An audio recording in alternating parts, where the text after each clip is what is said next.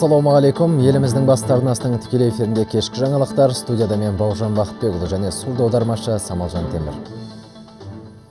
Елбасы Нұрсұлтан Назарбаев жоғары дәрежелі спорттық орденмен марапатталды. Құрмет төсбелгісін бүгін Ақордада қабылдауда болған кезінде Біріккен күрес әлемі халықаралық федерациясының президенті Ненат Лалович табыстады. Бұл туралы президенттің баспасөз қызметі хабарлады. Мәртебелі мейман Қазақстанның осы спорт түрін дамытуға қосып отырған зор үлесіне тоқталды. Және Астанада өтіп жатқан Азияның олимпиадалық біліктілік турнирін ұйымдастыруға қолдау көрсетілген үшін алғысын білдірді. Мемлекет басшысы кездесуде күрес қазақтар үшін тарихи спорт түрі екендігін айта келе, бүгінде мемлекет спорттың осы түрін жастар арасында танымал ету үшін зор күш-жігер жұмсап отырғандығын тілге тиек етті.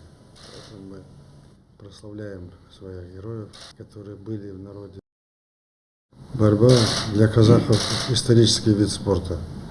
Еще с древних времен ни один праздник, ни один той не проходил без борьбы. Поэтому мы прославляем своих героев, которые были в народе, они в устах народа, и молодежь увлекается. Хорошие были успехи, вы знаете, наших борцов. И сейчас готовимся мы к следующим Олимпийским играм.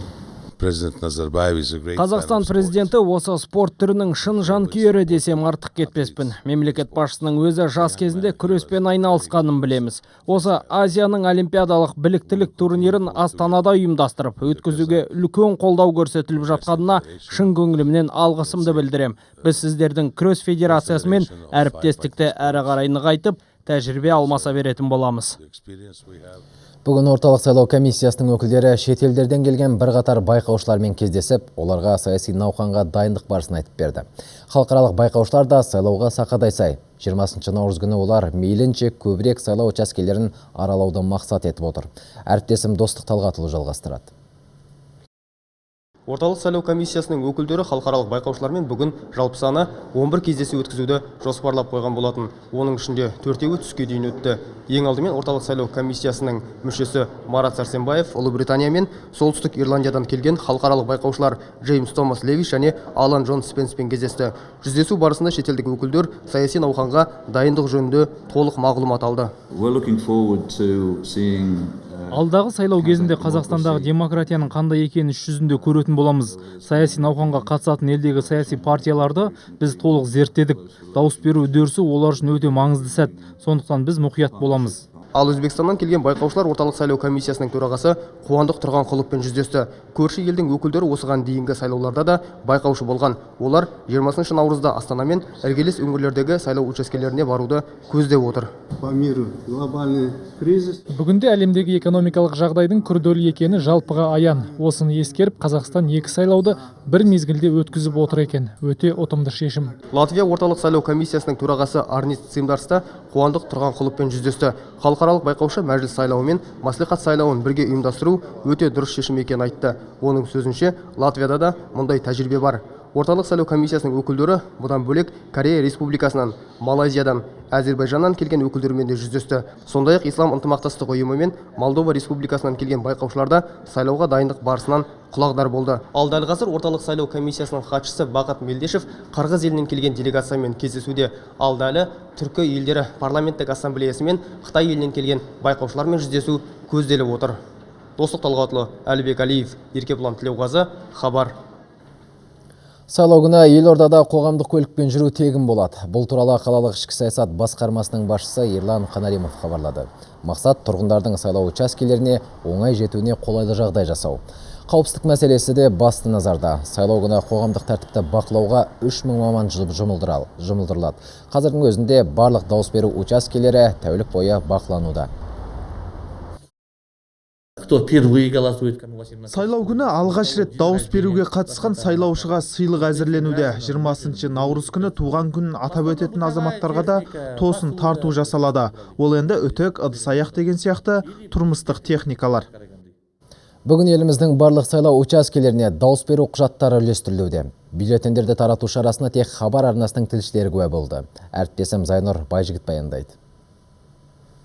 Сайлауға дайындық науқаны қызу жүріп жатыр. Баспаханаға берілген бюллетендер 20 күннің ішінде басылып, облыс және қалаларға таратылып бітті. Енді оларды қабылдап алған аудандық комиссия оны сайлау учаскелеріне үлестіруде. 259 сайлау учаскесінің өкілдері, кіріңіздер. Дауыс беру құжаттары мұқият саналып, сол аумақта тіркеуде тұрған адамдардың санына сәйкес беріледі. Кейін бюллетендерді тапсырушылар да, қабылдап алушылар да хаттамаға қол қояды. Маңызды құжат болғандықтан оның күзеті де мықты болады. Ол жер-жерге сайлау учаскелеріне қырағы күзетпен жіберіледі. Қауіпсіздік мақсатында полицейлер әр сайлау учаскесінің төрағасы мен хатшысы мінген темір тұлпардың соңынан еріп, белгіленген мекен жайына дейін шығарып салады. Сайлау учаскесіне келгеннен кейін барлық бюллетендер саяси науқанның басы қасында жүрген дауыс беру учаскесіндегі комиссия мүшелерінің көзінше мынадай сейфке салынады. Кейін сайлау учаскесінің төрағасы және хатшысы қол қойғаннан кейін сейф мөрмен бекітіледі. Ал дауыс беру құжаттарын сайлауға дейін ішкі істер органдарының қызметкерлері күзететін болады. Зайнұр Байжігіт, Мейрамбек Ахмаханов, Хабар. Қазақстандық сайлау учаскесі Украинада да жасақталды. Осы елде жүрген жерлестеріміз 20 наурыз күні Киев қаласында орналасқан нөмірі 218 сайлау учаскесіне барып, өз таңдауын жасай алады. Қазір біздің елшіліктің қызметкерлері ондағы дауыс берушілердің тізімін түзіп, оларды алдағы маңызды шара туралы хабарландырып жатыр. Еліміздегі саяси науқан туралы ақпарат тіпті Украинаның орталық басылымы Ярадовый курьер газетінде де жарияланған. Списки избирателей. Сайлаушылар тізіміне қазіргі таңда Украинада тұрып жатқан Қазақстан Республикасының азаматтары, Украинаның жоғары оқу орындарында оқып жүрген қазақстандық жастар, дипломаттар және олардың отбасы мүшелері енгізілді. Наурыздың 20-сы күнгі сағат таңғы 7-ден кешкі 20:00-ге дейін елшілікте 218-ші сайлау учаскесі жұмыс істейді. 15 ақпан күні Астанадан аттанған мәңгілік ел республикалық үгіт-насихат пойызы бүгін Алматыға жетті. Ел тәуелсіздігінің 25 жылдығына орай ұйымдастырылған бұл шара осында қорытындыланады. 100-ден астам түрлі сала мамандарынан жасақталған пойыз 33 күнде еліміздің барлық аймағын аралап шықты. Алыс жолдан келгендерді Алматы қалалық әкімдігі мен Қазақстан халқы ассамблеясының өкілдері қарсы алды. Бүгін үгіт-насихат тобы қаланың бірқатар мекемелеріне барып, кешкі сағат 7-ге дейін халыққа қызмет көрсететін болады. Жалпы халықтың елдің қызықтыратын мәселелерінің негізгі сұрақтарына жауап. Бұл несие мәселесі жөнінде, жекешелендіру, жер мәселесі жөнінде, соңғы елбасының реформасына байланысты болып жатқан өзгерістерге, сол түсініктемелерге, осы үгіт-насихаттың барысында біз негізінен өзіміздің алға қойған мақсатымызды орындадық деп ойлаймыз. Ақжайық өңірінде Нұрлы жол бағдарламасы қарқынды жүзеге асып жатыр. Биыл облыс орталығында пайдалануға берілетін көп қабатты 14 үйдің 9-ы осы бағдарлама арқылы қаржыландырылған. Құрылысқа қажет материалдардың 80%-ы жергілікті кәсіпорындардан алынады. Айта кетейік, бір ғана Орал қаласының 2000-ға жуық тұрғыны қазір нәпақасын осы құрылыс саласынан тауып отыр. Биыл Орал қаласындағы тұрғын үй құрылысы бұрын соңды болмаған қарқынмен жүргізілуде. Жаңа технологияларды қолдану құрылысты қыстың қақаған суығында да тоқтатуға мүмкіндік берді. Зашаған шағын аудандағы мына көп қабатты үйлердің іргесі өткен жылдың желтоқсан айында ғана қаланған еді. Құрылысшылар оны 4-5 айдың ішінде бітіреміз деп отыр. Үстіміздегі жылы Орал қаласында осы қолжетімді баспанамен қамтамасыз ету мемлекеттік бағдарламаның аясында 14 көп қабатты үй қолданысқа берілетін болады. Ол 90 мың шаршы метрді құрайды, яғни 1562 пәтер. Осы құрылысқа мемлекеттен 11 миллиардқа жуық теңге бөлінді. Құрылыстың жылдам әрі сапалы жүргізілуіне өңірде өндірілген құрылыс материалдарын қолдану ықпал етуде. Тек бір ғана мына құрылыс комбинатында темір бетоннан жасалған бұйымдардың 1000-ға жуық түрі шығарылады. Енді жабын тақталары, іргетас кәсегелері, басқыштар және тауарлық бетон секілді құрылыс үшін маңызды материалдардың бәрін алыстан арбалаудың қажеті жоқ. 2 ауысым бойынша жұмыс істеп жатырмыз. Толық жұмысшылар ай сайын зарплаттарын алып тұр. Жазғы уақытта қалай істедік, қазір қысқы уақытта да сол сұраныс бойынша жұмыс істеп жатырмыз. Құрылысқа қажетті керек жарақты өңірдегі 4 ірі өндірістік кәсіпорын өндіреді. Тек бір ғана кірпіш зауытының өзі қаладағы құрылыс компанияларының тапсырысы бойынша 5 миллион дана силикат кірпіш шығарады. Осылайша құрылыс саласы Орал қаласының 2000-ға жуық тұрғынын еңбекпен қамтамасыз етіп отыр. Біздің өзіміздің серіктестігімізде 384 адам жұмыспен қамтамасыз етіліп отыр.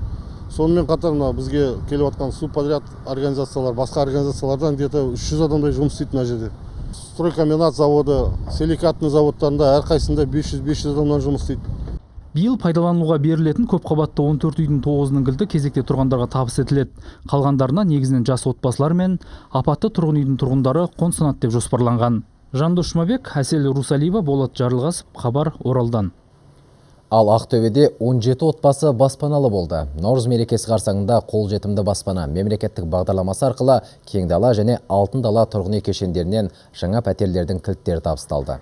Жалдамалы пәтерлер кезекте тұрған бюджеттік мекеме қызметкерлері мен көп балалы отбасыларға және әскери қызметшілерге берілді. Пәтерлердің орташа құны айына әр шаршы метріне 913 теңгеден. Жалдамалы баспаналар алдын ала төлемсіз сатып алу құқығымен 20 жыл мерзімге берілді. Үйді 5 жылдан кейін сатып алуға болады. Осындай мемлекеттік бағдарламалар арқылы 3 жыл ішінде кезекте тұрған 4215 адам баспаналы болған. Қазір қалада тұрғын үй кезегінде 17 мыңнан астам адам тұр. Бүгін Лев Гумилев атындағы Еуразия ұлттық университетінде Әлихан Бөкейханның жинағының тұсаукесер рәсімі өтті. Туындыда Алаш зиялысының өмірі мен қоғамдық қызметі зерделенген. Жинақ авторы Сұлтанхан Аққұлы 2009-2016 жылдар аралығындағы жарияланған ғылыми мақалалары мен сұхбаттарын топтастырған. 1000 данамен 3 тілде жарық көрген еңбек Әлихан Бөкейханның ЮНЕСКО көлемінде жарыққа шығарылатын сериялы кітаптарының алғашқысы. Алдағы уақытта оның өмірі мен шығармашылығына арналған тағы 2 томдық жарық көреді.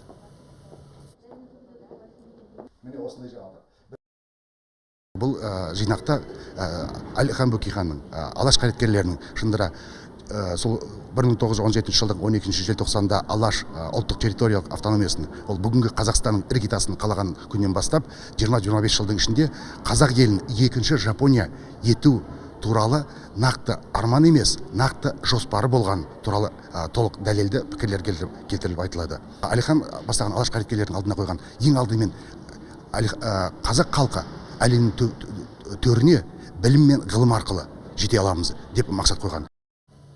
Шымкенттің қақ ортасымен шаһарда аралай ағатын Қошқарата өзенінің бойында бүгін ерекше фестиваль өтті. Ертеректе Ұлы Жібек жолының Шымкент арқылы өтетін тұсында көктем сайын Қошқарата мерекесі ұйымдастырылып тұрған екен. Соңғы рет осыдан 100 жыл бұрын өткізілген туралы жазба ақпарат бар. Биыл сол көне мереке жаңғыртылып, жаңаша мазмұнда өтті. Өзен жағасында көктем фестиваль ұйымдастырылды. Түрлі ұлттық ойындардан жарыс өтті. Бұрын бұл мереке кезінде үлкен қошқарды құрбандыққа шалған екен. Бұл жолы асыл тұқымды қошқарлардың көрмесі ұйымдастырылды. Ең ауыры 125 келі тартады. Ал мерекеге жиналған жігіттер 85 келі шығатын қошқарды иыққа салып көтеруден жарысты. Осы жерде қолөнер жәрмеңкесі, көңіл көтеретін концерт пен мерекенің пайда болу тарихы туралы театрландырылған көрініс қойылды. Әзірге айтарымыз осы, қорытынды жаңалықтарымыз 20:00-де.